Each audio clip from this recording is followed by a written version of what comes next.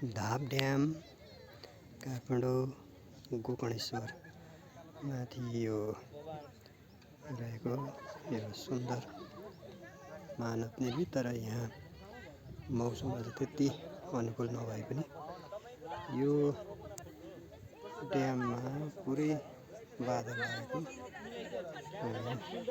देख्न सक्छौँ।